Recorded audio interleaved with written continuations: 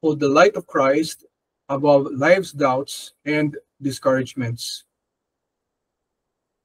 God made us to walk in light, not in darkness, kapatid. God designed us to be light. Yan po ang gagawa sa atin ng ating Panginoon. And sometimes, we tend to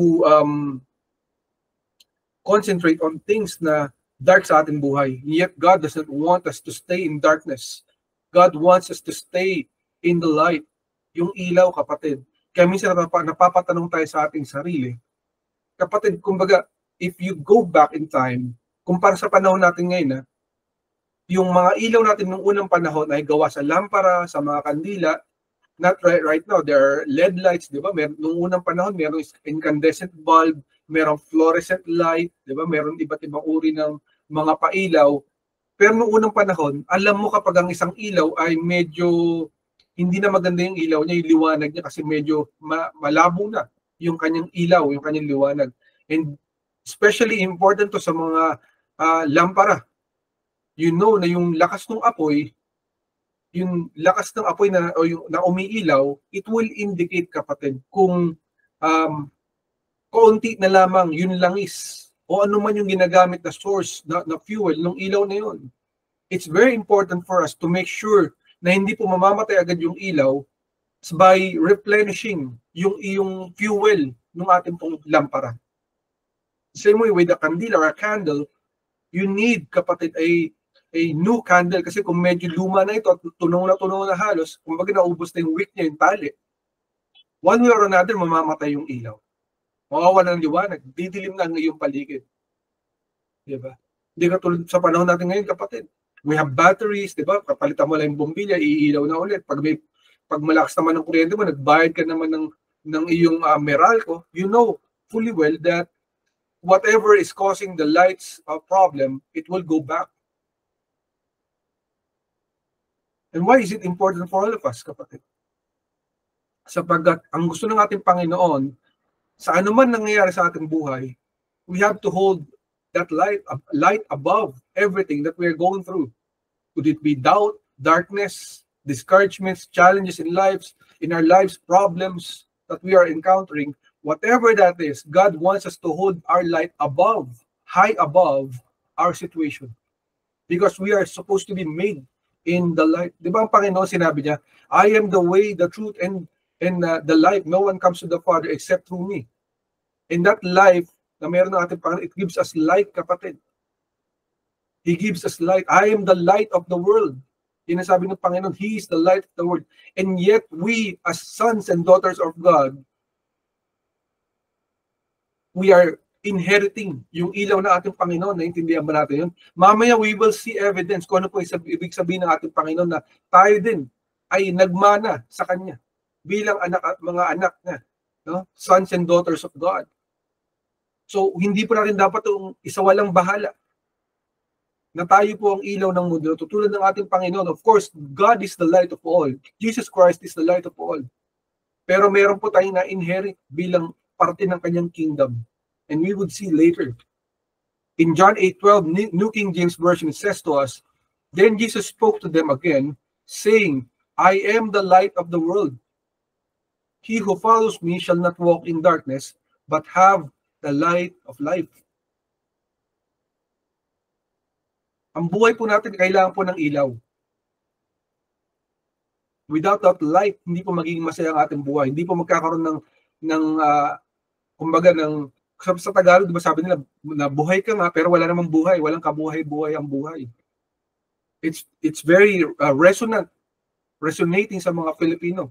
Kasi importante sa mga Filipino, kaya sabi nga nila, Filipinos daw, ang isa sa mga pinakamasayahing lahi. Kahit sa magpunta, may mga nagbibideo okay, di ba? Merong mga kaalaman sa entertainment kasi napaka-importante na masaya. You have to have that light in your life, kapatid. Because God made you to be light, kapatid. You should not walk in darkness. So no matter comes your way, sometimes medyo naligaw pa tayo, di ba? We lose our way in our lives, di ba? Nagkakamali tayo. Minsan, may mga tao na backslide, nakakalimutan nila ang Panginoon. But you are supposed to go back to that light. Bumalik ka sa liwanag, bumalik ka sa ilaw, kapatid. And what more, kapatid, na importante sa atin, it's just like the story of the prodigal son. Di ba? Sometimes we tend to not forgive our own selves. Pag nagkasala tayo sa Panginoon, ayaw nating patawarin ang ating mga sarili. We have to forgive even ourselves because God wants us to do that. He is a forgiving God. Who are you not to forgive even yourself? And like the prodigal son, na nagkamali na siya lahat ng mali na gawa niya, sinawalang bahala niya yung pamana sa kanyang sarili niyang ama. Nilustay niya yung pera. And yet, nung siya po'y bumalik, tinigil po ng tatay niya lahat ng ginagawa ng tatay niya. Nagpahanda, diba? Isang malaking piging, isang malaking feast to celebrate the return of his son, his wayward son or his lost son, the prodigal son. Just like with all of us, kapatid. The angels are celebrating when we come back to God. Because God wants us to return to the light because we are made of light. Tayo ay liwanag ng mundo na to, kapatid. Because minana tayo sa ating Panginoon Diyos bilang ilaw ng mundo na to. We are not gods, yes. We are just human beings. But because of the blood of Jesus Christ, tanda mo yan, kapatid, because of the blood of Jesus Christ, through His power of salvation, we have inherited that light in our lives. So kapag kahit na mawala ka, maligaw ka sa mundo na to, sa landas ng iyong buhay, sa landasin ng iyong buhay, you have to walk in the light of Christ.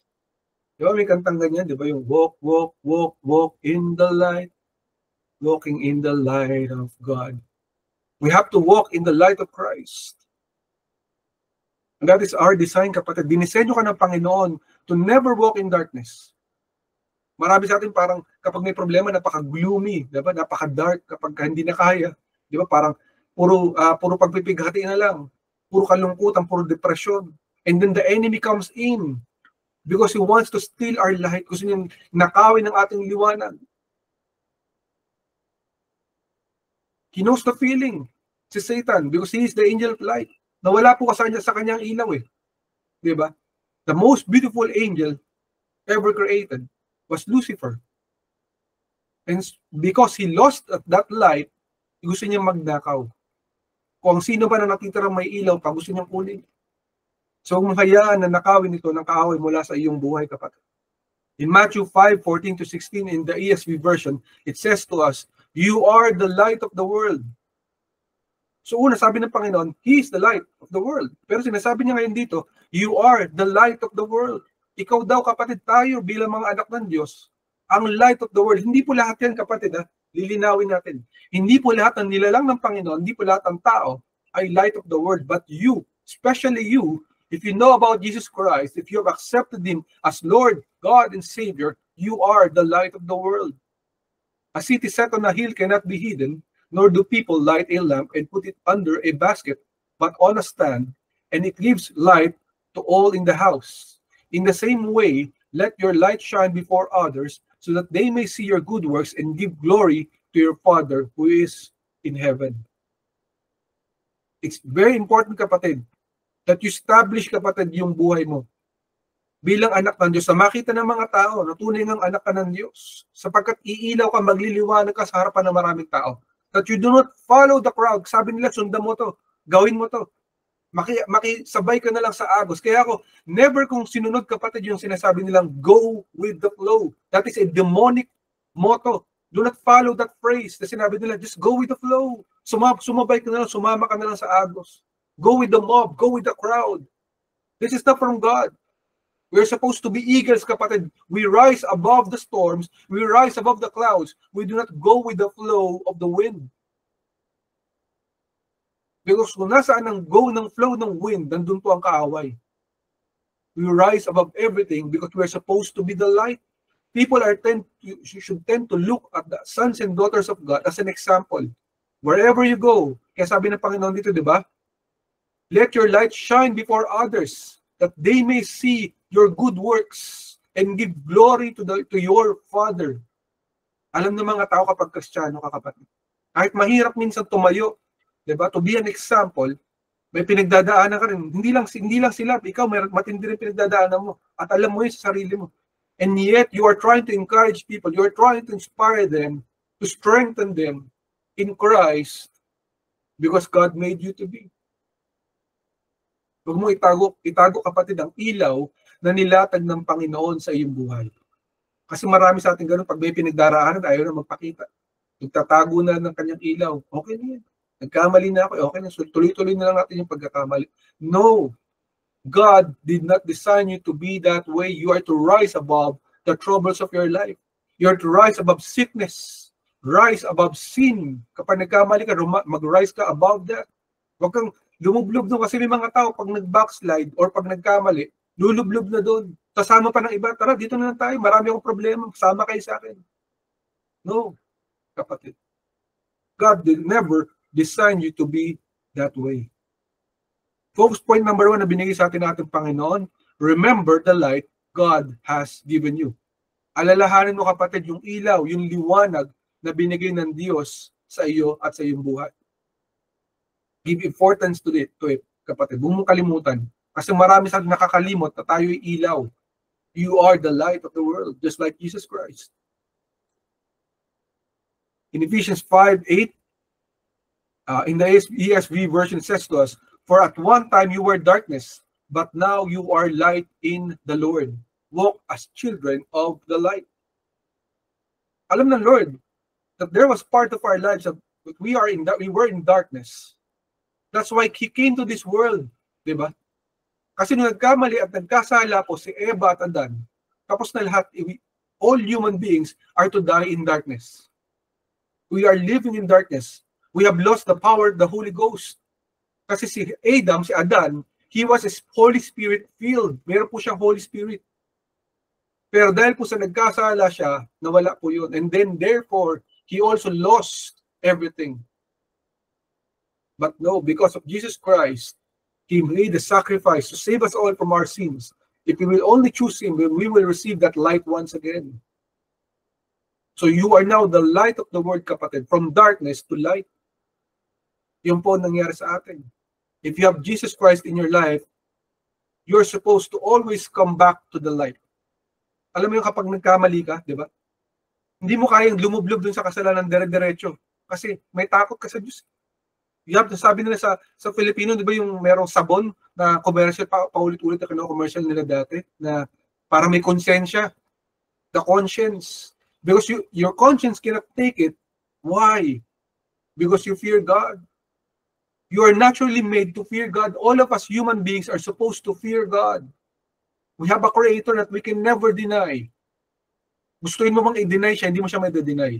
Kasi you cannot live continually in sin dahil takot ka sa Panginoon. The fear of God makes you come back to the light. Because God designed you to be. You always come back to that light. So remember kapatid yung ilaw na binigay sa iyo ng ating Panginoon.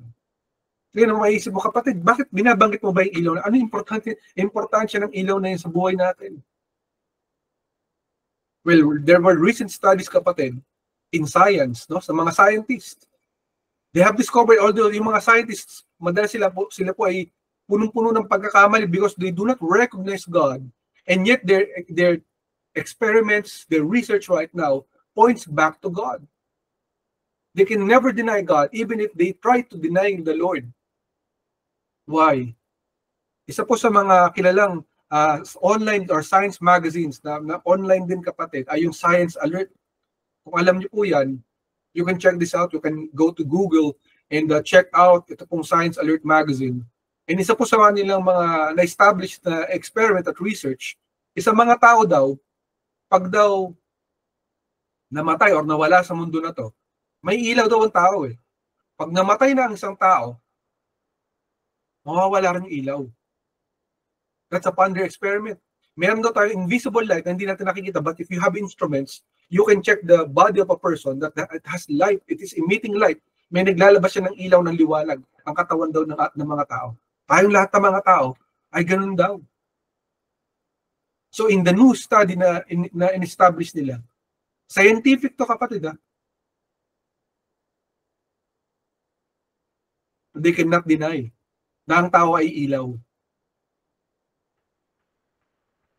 In another study, sabi nila, In the time of conception, kung saan nabuo po ang bata, ang mga babies, kaya importante kapatid to, that we should never forget that God does not allow abortion. God is not okay with abortion. Why?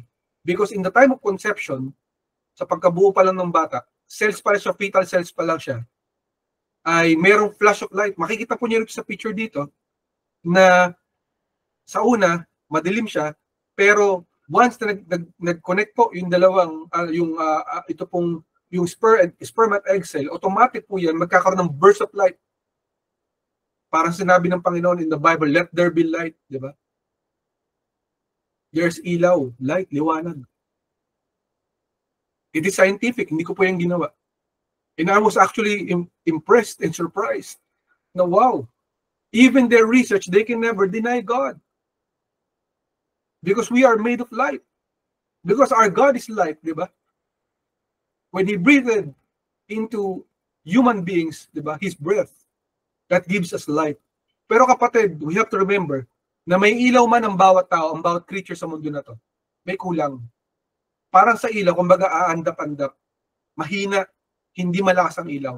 Without the power of the Holy Ghost, ang ilaw na yun na madaling ma-extinguish. Hanggang sa mawala na siya. But if you have the power of the Holy Ghost, the presence of the Holy Ghost, the Holy Spirit in your life, then yung liwanag na hindi ma-extinguish. You're already eternal in Jesus Christ. Habang buhay ka na. Because you have the Holy Spirit in your life. But if you don't have it, kapatid, just like any creature, any human being, pag nawala na yung ilaw na yan, yung kakaunting ilaw ng ating mga kaluluwa na natitira, mawawala na yan. That's why we have to give importance to the one who made you. Sa pamamagitan ng kanyang hininga na buhay ka, nagkaroon ka ng liwanag sa iyong buhay, sa iyong pagkatao. And there are a lot of things that you can never deny pagdating sa Panginoon.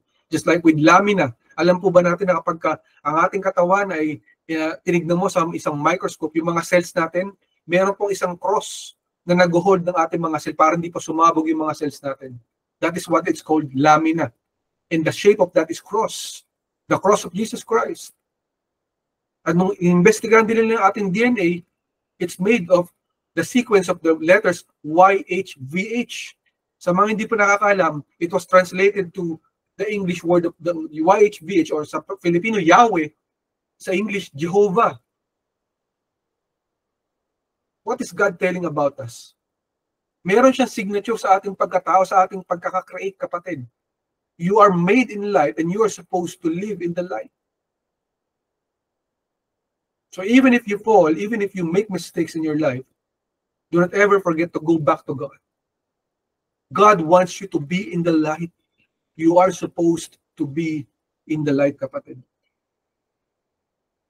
Pangalawang focus point ng ating Panginoon, God gave you light to be a testimony. So binigyan ka ng Panginoon tayong lahat ng liwanag para maging testimony sa iba, sa mga hindi po nakakilala sa Panginoon, sa mga tamay matinding pinagdadaan ng problema, bilang example, bilang ehemplo sa kanila. Natunay nga tayo ay anak ng Diyos.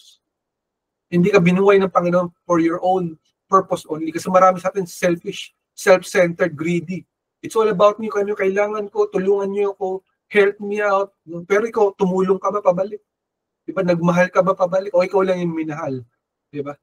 You have to learn to give back. You have to learn to how to testify the love of Christ that God has given you. Huwag mong sarilinin, kapatid. Especially yung gospel, yung good news ng Panginoon. So you have to share about Jesus Christ sa mga taong hindi pa nakakilala sa ating Panginoon. Huwag mo ipagdamot ang kaligtasan.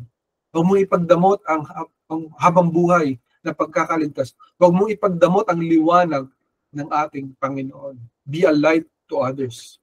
Be a testimony. In Philippians 2:14-16, in the CSB version, it says to us, do everything without grumbling and arguing, so that you may be blameless and pure, children of God who are faultless in a crooked and perverted generation, among whom you shine like stars in the world. By holding firm to the word of life, then I can boast in the day of Christ that I didn't run or labor for nothing. So your life, kapatid, your life and your light is not only for you. You have to be like Christ sa harapan ng mga tao. Hindi para magmagaling or para magmabida. Ganon, no? But yet, let our lives be an example, just like Jesus Christ. Di ba? Kasi pwede niya naman sarili, pwede siya maging selfish. When he was on the cross, especially. Hindi niya na kailangan tayo iligtas eh. But he did all of those things to set an example for all of us. So dapat natin siyang gayahin kung gaano siya kabuti. Even to the point na inalipos na po siya ng maraming tao na hindi po siya alam at hindi po siya nakikilala. Nakalulungkot, no? Israel has been waiting for their Messiah for the longest time, for the 1,000 years. Nag-aantay sila sa Panginoon darating. Hindi nila alam na patay pala nila. Diba? Yet still God loves them. So mali po na isipin natin na kinalimutan na ng Panginoon ng Israel, pinarusahan na sila. Yes, there were times of changing and correcting, but it doesn't mean that God has already forgotten about them. It's not true. God gave them back their nation. Pinabalik sila sa nation nila thousands of years, di ba? Nakabalik sila sa pagkakawala from Israel. Imagine that. The same with you and me. There are times that we fail, there are times that we lose our way, but you go back again to the Lord. God wants you to go back. Go back to the light. That is what God wants for all of us. Be an example to others. You can look at the life of Paul, si Pablo, ganyan-ganyan na nangyari kay Paul. He made the mistake. Pumatay siya ng mga tao sa pag-aakala na pinaglilingkuran niya ang Panginoon. Patay siya ng patay. Akala niya, ay sige, torture niya, patayin niyo sila. Kasi mga Kristiyano sila, naniniwala sila sa fake na Diyos. Pero mali pala ang paniniwala niya. Kaya nagpakita sa kanya ating Panginoon. Hanggang sa nabulag siya at sinabi sa kanya ng Panginoon, gagamitin kita. Pablo, you will serve me. And so, binigyan po ng problema ng Panginoon, ito pong si Pablo, hinayaan ng Panginoon magkaroon siya ng problema bilang paalala. Nagkaroon po ng sakit na hindi gumagaling ito si Pablo. Kahit na siya po ay nagpapray sa mga tao, gumagaling yung mga tao, pero siya hindi po gumagaling.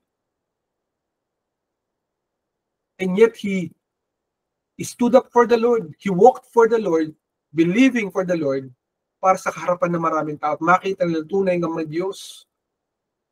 Kaya kilala natin lahat si Pablo hanggang ngayon. Diba? He served the Lord well. Pinagserbisyo ni Pablo ang ating Panginoon ng mabuti bilang ilaw ng mundo na to. So kapatid, ikaw, tayo ba'y nagiging ilaw sa mundo na to? Or tayo ang nagiging dahilan ng kadiliman? Diba? If it is na nagiging dahilan tayo ng kadiliman, let us change our ways and go back to the right path. Go back to God. Do the right thing in the eyes of God. And magliliwanag muli ang ating paligid. Magliliwanag muli ang ating buhay. Magliliwanag muli ang ating kinabukasan. God wants you to come back to that right path, kapatid. Gayahin natin si Pablo, kapatid. For the takeaway na binigay sa atin Panginoon, yung conclusion na binigay sa atin Panginoon, number 1, know the source of your light. Alamin mo dapat kung saan nanggagaling ilaw. Kasi madaling mag-ilaw, di ba? Paano kung di mo alam kung saan nanggagaling ilaw mo? Paano kung naubos na yung source? Di ba wala na? Ibig sabihin, pwede ka ma-disconnect. Diba? Noong unang panahon, sa kandila, kailangan mo ng mahabang kandila. Sa lampara, kailangan mo ng langis. Di ba? Yung gasera, nagkaroon ng gasera, di ba kailangan mo ng gas? Or tinatawag ng alcohol. Sometimes, meron silang tinatawag na denatured alcohol, if I'm correct. Correct me if I'm wrong, ano? In our times, merong incandescent bulb, merong fluorescent, meron ng LED lights. You need electricity or battery. Without the battery, without electricity, you can never have the light. In the same way, dapat alam mo, Lord, sa Lord nangagaling ang ilaw, ang ating liwanag. And the Word is our guiding light. Para hindi tayo maliligaw, we always have to look back sa ating manual, the spiritual manual, the lifetime manual, the lifeline manual natin, ang ating Biblia. Ang salita ng Diyos, dapat ating laging babasahin. Para hindi tayo naliligaw. Meron po sa ating ginagawang Bible ang Facebook, ginagawang Bible ang TikTok, ginagawang Bible ang YouTube. How many times do you spend in YouTube? How many times time do you spend in Facebook? And how many times do you spend in, how much time do you spend in the Bible? Surely baka wala pang 1 minute. In a week. If you are like that, kapatid, you should repent. Give time to God. How about yung time to prayer? Are you even praying? You should pray. And you should pray more. So that hindi ka maliligaw, kapatid, sa landasin mo sa iyong buhay. And pangatlo, rise up, brethren, let your light shine. Hayaan mo makita ng ibang tao yung liwanag na binigay sa ng Panginoon. So tumindig ka, tumayo ka kung sa ka man nalugmok, maaaring sa kasalanan, maaaring sa sakit, maaaring sa mga problema ng buhay, maaaring may nag-betray sa'yo, may gumawa sa'yo hindi maganda, or maybe may mga non-production like sa school, sa trabaho, di ba, may kakulangan, may mga bagay na hindi pa nakukunan, and you're waiting, and dahil doon, nalugmok ka. Di ba? So sinasabi ng Panginoon, huwag ka doon tumingin. Tumingin ka sa aking liwanag, ako bahala sa'yo. Hindi kita pababayaan. Sabi nga ng Panginoon, di ba, I will never leave you nor forsake you. So minsan nagkamali man tayo, nagkulang man tayo, may mga nagawa sa ating mali ang ibang tao o ang sitwasyon natin, just continue walking forward. God has a plan. In Psalm 18:28, in the NET version says to us, indeed, you light my lamp, Lord.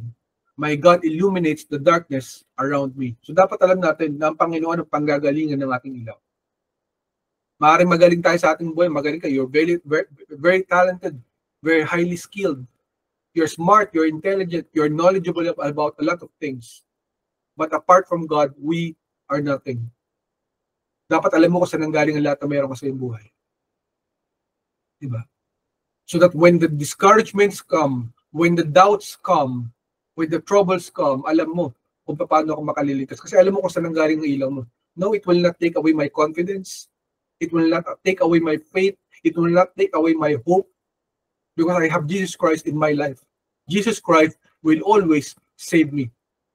Hindi ka ngayon mawawala ng pag-asa. Diba? Because you will never lose that hope.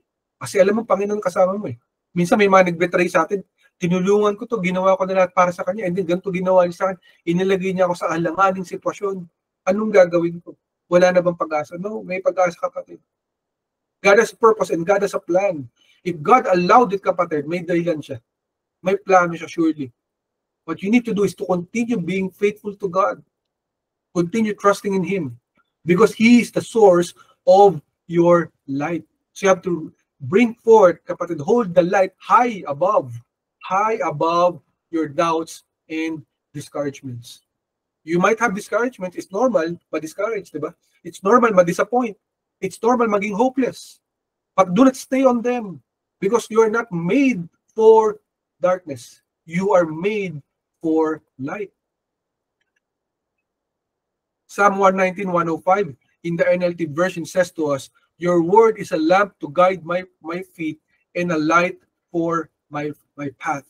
So, alam ng Panginoon na ang kanyang salita, ang Biblia, the last love letter of God for all of us, is the remaining blueprint ng ating buhay.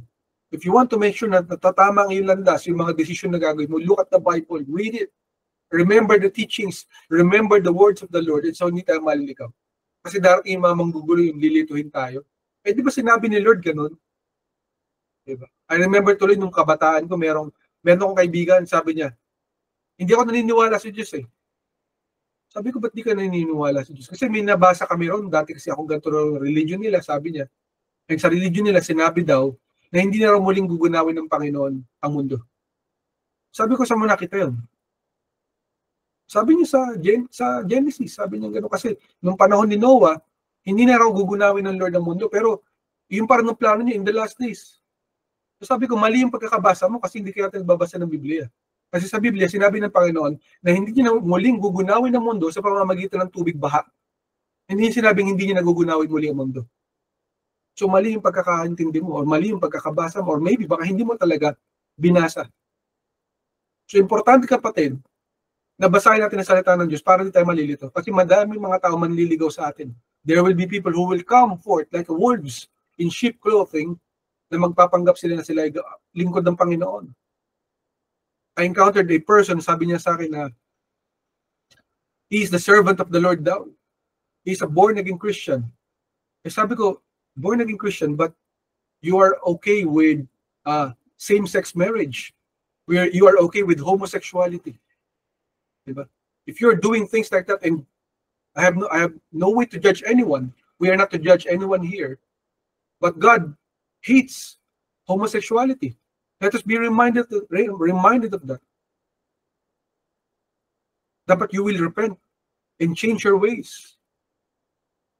How can you say that you are a servant of the living God if you are condoning this thing?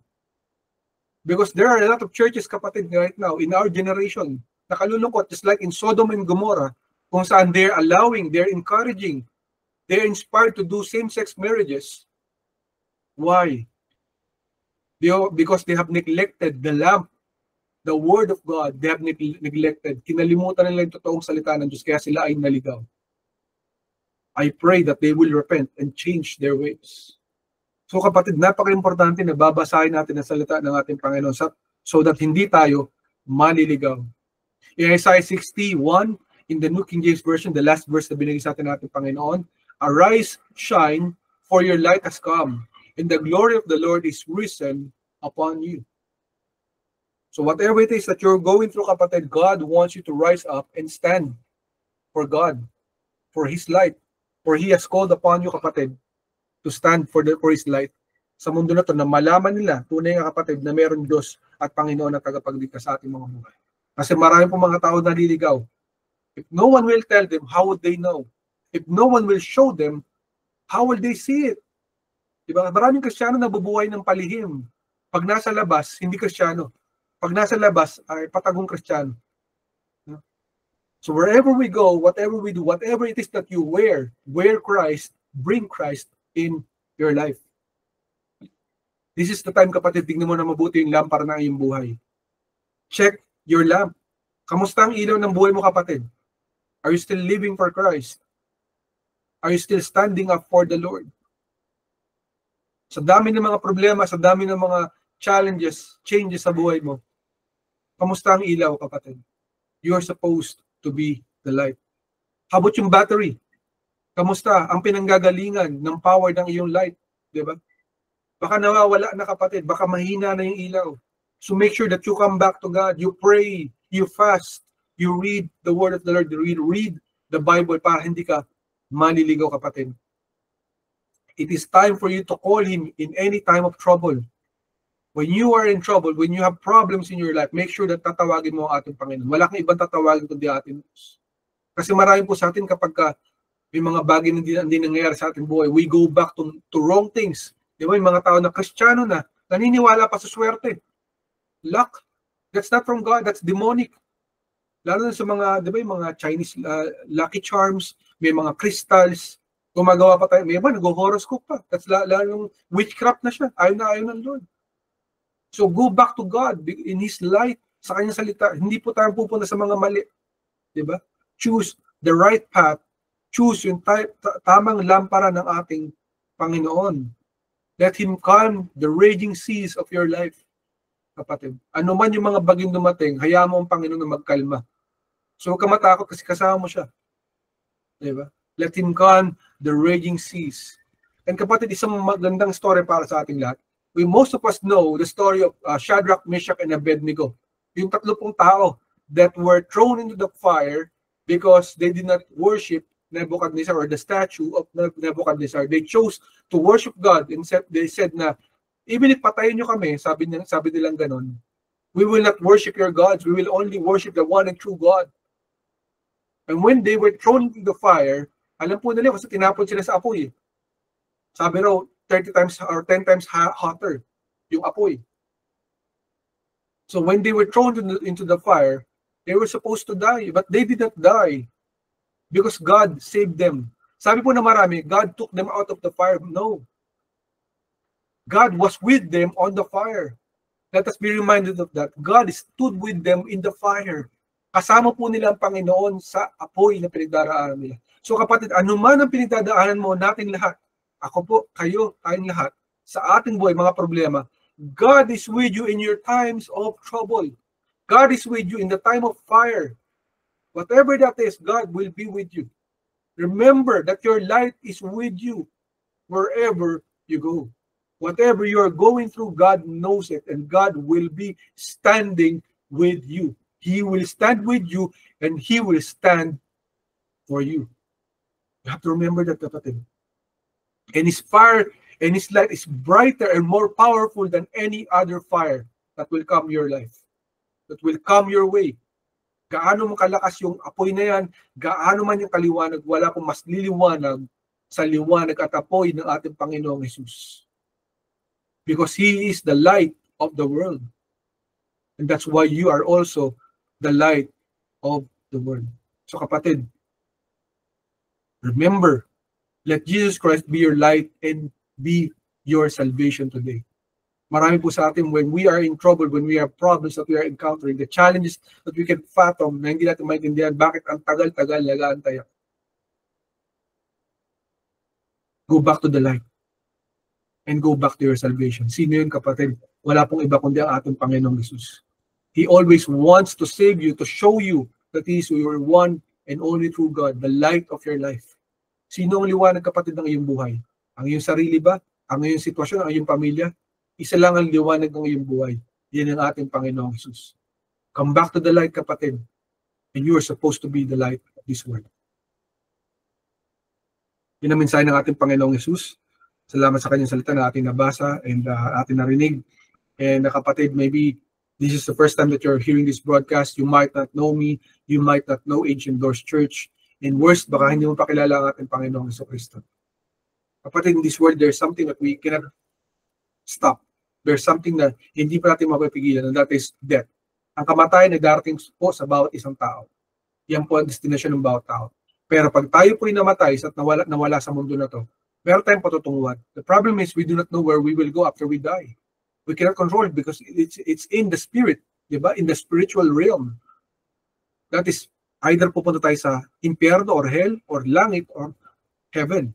Surely, hindi mo gugustuhin pumunta sa impyerno one day. You will want to go to heaven one day. And for you to be sure na makarating ka sa langit balang araw, ay kailangan mong may gagawin ka. Sapagkat kapatid, lahat tayo ng mga tao sa mundong ito ay nagkasala. At bawat taong nagkasala ay pupunta sa impyerno. Alam mo ba yun? The wages of sin is death, sabi ng Panginoon. Ang kabayaran ng ating kasalanan ay kamatayan. Lahat po ng tao ay mamamatay at pupunta sa impyerno. Pag sinabi mong death, that is not physical death, but eternal death in hell. But there's a way, kapatid, na makaligtas ka. Makapunta ka sa langit balang araw. And how will you do that? If you will believe that Jesus Christ died on the cross and be made the ultimate sacrifice for you and for me to save us from our sins bilang kabayaran sa ating mga kasalanan upang makarating tayo sa langit balang araw. If you will believe in Him today that He saved you from that sin and He saved you from that death in hell, kapatid, that He died for you 2,000 years ago and was resurrected after 3 days from the cross to give us eternal salvation, and you believe in Him with all your heart, with all your mind, and all your soul, and ask for forgiveness sa lahat ng iyong kasalanan, then you will receive eternal gift of salvation, kapatid. Makararating ka sa langit balang araw. If you want to receive that, kapatid, pray with me with all your heart. And receive Him today as your Lord, God, and Savior. Kung sumatanggap yung kapatid today, pray with me. Let us pray. Panginoong Jesus, lumalapit ako sa inyo. Patawarin mo ako. Sa lahat-lahat ng kasalanan. Tinatanggap kita. Bilang Panginoon. Diyos at tagapagligtas. Ng aking buhay. Tinatanggap kita. Ng buong puso. Isip at kaluluwa. Salamat, Panginoon. Sa buhay na walang hanggan. Na regalo mo. Tinatanggap ko ito. Salamat din, Panginoon. Na makakasama kita. Sa langit balang araw. Habang nandito ako sa lupa. Tulungan mo ako magbago.